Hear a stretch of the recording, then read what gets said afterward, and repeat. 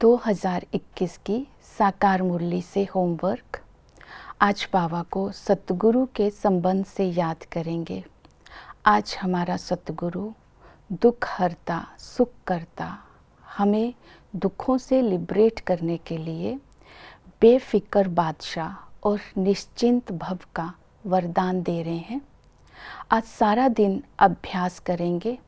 इस अलौकिक जीवन की डोर बाबा के हाथ में देकर, अर्थात सारे बोझ बाबा को देकर, बाबा के हाथ में हाथ, और फिर कर्म करेंगे तो सभी कर्म सहज भी हो जाएंगे और हल्कापन भी महसूस होगा। और सतगुरु के साथ सच्चे रहेंगे, अर्थात अंदर बाहर एक रहेंगे, तो उस सतगुरु की मदद हमें एक्स्ट्रा मदद भी उसकी मिलेगी। तो आज बाबा को इस संबंध से याद करेंगे। आज की मुरली से हम धारणा का पॉइंट लेंगे।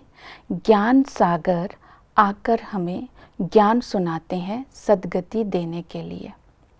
तो ज्ञान सागर हमें सद्गति देते हैं, तो सद्गति सर्व की होती है।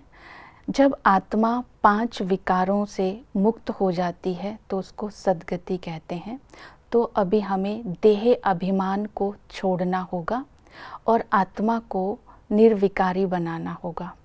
उसके लिए आज हम चलते फिरते इन 3 बातों पर अटेंशन देंगे। योग का बल, ज्ञान का बल और दैवी गुणों की धारणा। ज्ञान का बल क्या है? आज की मुरली में बाबा ने कहा, जैसे ही सुख का समय पूरा होता है तो 5 विकारों के कारण दुख हो जाता है, आत्माएं दुखी हो जाती हैं। ये रूहानी ज्ञान बाप आकर के देते हैं। तो अभी बाबा ने आज मुरली में कहा, ये ज्ञान दिया, hear no evil, see no evil, talk no evil, think no evil. अगर बाबा की इस डायरेक्शन को हम अमल में लाते हैं, तब इस ज्ञान से हमारे जीवन में परिवर्तन आ सकता है। जैसे कि आंखें कुछ देखती हैं तो मन उसके बारे में सोचता है और कर्म इंद्रियों से वो कर्म हो जाता है। तो इसलिए आज बाबा ने बोला कि देखना भी नहीं है बुरा, सोचना भी नहीं है और करना भी नहीं है। इस डायरेक्शन को ध्यान में रखेंगे। फिर बाबा ने आत्मा का ज्ञान दिया। हम सभी आत्माएं भाई भाई हैं।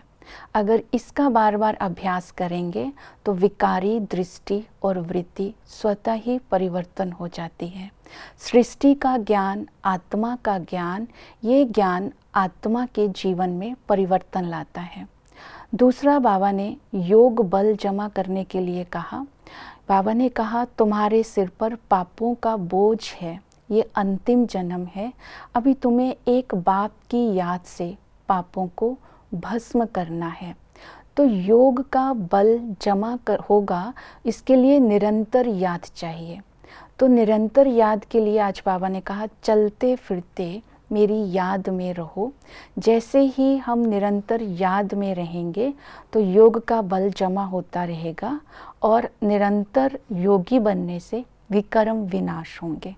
तो इस बात के साथ बाबा ने घर गृहस्थ में रहते हुए कमल फूल समान बनने के लिए कहा। जैसे कमल पानी में ऊपर रहता है, इसी तरह प्रवृत्ति में रहते अपनी वृत्ति को उपराम रखना है, न्यारे भी रहना है और प्यारे भी रहना है। इस तरह आत्मा पवित्र बनती जाएगी। फिर दैवी गुणों की धारणा के लिए बाबा ने अटेंशन दिलवाई। तो हम अपने अभी संगम युग की बाबा की जो डायरेक्शन मिलती है उनको धारणा में लाएंगे। तो इन्हीं धारणाओं के आधार पर वो क्वालिफिकेशन जो देवताओं की है, सर्वगुण संपन्न, 16 कला संपूर्ण, संपूर्ण निर्विकारी, वो जीवन में धारण होती जाएंगी। क्योंकि धर्म श्रेष्ठ और कर्म श्रेष्ठ, इसके आधार पर ही हमारी सद्गति होगी। तो इन बातों को आज की मुरली से हम धारणा में लेंगे। ओम शांति।